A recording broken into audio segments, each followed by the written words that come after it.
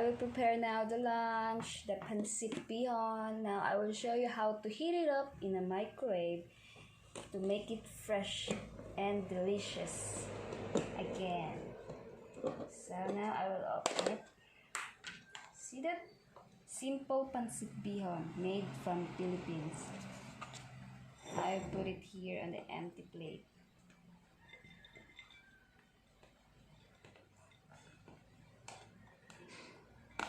This is good for 2 people.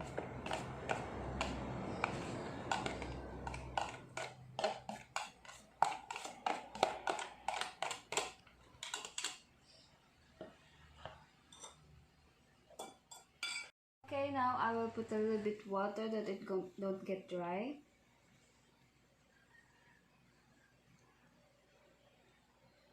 Okay, and now I will cover it.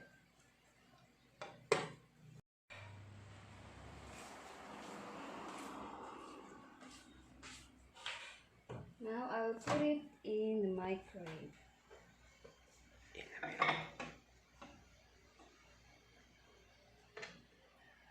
So I will close it and I will set it in 3 minutes.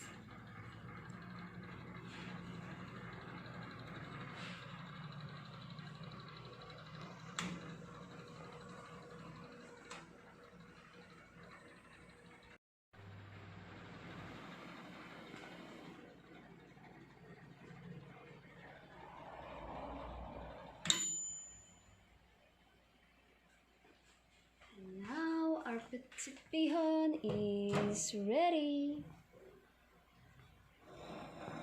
Wow, it's cold. So you have to handle it care. It's really hot. Ta-da!